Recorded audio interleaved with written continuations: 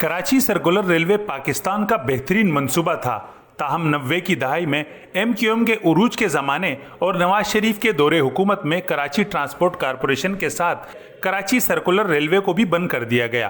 اب شیخ رشید اور عمران خان کراچی کے عوام کے ساتھ بھونڈا مذاق کر رہے ہیں۔ ان خیالات کا اظہار امیر جماعت اسلامی کراچی حافظ نعیم الرحمان نے ادارہ نور حق میں ہنگامی پریس کانفرنس سے خطاب کے موقع پر کیا۔ ان کا کہنا تھا کہ آمریت ہو یا جمہوریت، ہر دور میں کراچی کو دھوکہ دیا گیا۔ آج بھی کراچی کے ساتھ زیادتی کا سلسلہ جاری ہے اور سندھ حکومت اس کی ذمہ دار ہے۔ اس موقع پر میں ایک دفعہ پھر یہ کہنا چاہتا ہوں کہ یہ جو دھوکہ دیا گیا ہے، آپ مجھے بتائیں کہ کون سا اسٹیشن ٹھیک کیا گیا ہے اس وقت؟ یہ سرکولر ریلوے کے نام پر مین ٹریک کے اوپر آپ چلا دیں گے تو آپ کس کو دھوکہ دینا چاہتے ہیں؟ کون سا اسٹیشن جو ہے، پہلے آپ نے کہا اورنگی سے ہم کریں گے، اورنگی یہ ناز آباد والے اسٹیشن کو جو ہے وہ کہا جا رہا ہے۔ آپ نے وہاں کون سا اسٹیشن بنایا ہے؟ آپ نے کراسنگ کے اوپر کیا انتظام کیا ہے؟ آپ نے جو ہے وہ کتنی کوچز دی ہیں؟ آپ صرف چار اپ ڈاؤن کر کے سمجھتے ہیں کہ کراچی کے لوگوں کو بلایا جا سکتا ہے اس طرح، اور سپریم کورٹ کی آنکھوں میں دھول جھونکی جا سکتی ہے؟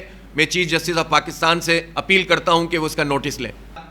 کیوں یہ سپریم کورٹ کے ساتھ بھی دھوکہ دہی کی جا رہی ہے، اور ان کو بھی غلط طریقے سے جو ہے وہ بریف کیا جائے گا کہ بہت شاندار افتتاح کر کے شیخ صاحب چلے گئے۔ تو یہ کراچی کے لوگوں کے ساتھ مذاق بند کیا جائے، اور یہ کے سی آر کے اس پروجیکٹ کو جو کہ انہوں نے افتتاح کیا ہے، ہم کسی صورت قبول کرنے کے لیے تیار نہیں ہیں۔ یہ دھوکہ ہے، اور ہم یہ سمجھتے ہیں کہ پورا ماس ٹرانزٹ پروگرام کے تحت یہ پورا پروجیکٹ بننا چاہیے اور قوم کے سامنے حقائق آنے چاہیے۔ ہمارے اس ریفرینڈم میں جس طرح لوگوں نے پارٹیسپیٹ کیا اور کراچی کے ان سارے جینوئن ایشوز پر اپنی رائے دی، 99% لوگوں نے کہا کہ ہمیں ان تمام چیزوں سے اتفاق ہے کہ جس میں کراچی میں ایک بااختیار شہری حکومت ہونی چاہیے، کراچی کی مردم شماری ٹھیک ہونی چاہیے، دوبارہ سرنو ہونی چاہیے، ہم 3 کروڑ ہیں، ہمیں 1.5 کروڑ گنا جاتا ہے، اسی طرح کوٹا سسٹم ختم ہونا چاہیے، کراچی کے نوجوانوں کو ملازمتیں ملنی چاہیے، کراچی کو state of the art transportation کا سسٹم ملنا چاہیے جو انٹرنیشنل لیول پر بڑے شہروں کے اندر دنیا میں ہوتا ہے، اور اسی طرح تعلیم اور صحت اور اسپورٹس سے متعلق ہماری تمام چیزیں تھیں جس پر لوگوں نے ہمارے ساتھ جو ہے وہ اتفاق کیا ہے، اور ہم اگلے مرحلے میں اس احتجاجی تحریک کو جو ہے وہ لے کر جائیں گے اور اس کا اعلان کریں گے۔ انہوں نے مزید کہا کہ ہمیں مسلسل دھوکہ دیا جا رہا ہے، مگر اب عوام کو لالی پاپ دے کر نہیں بہلایا جا سکتا۔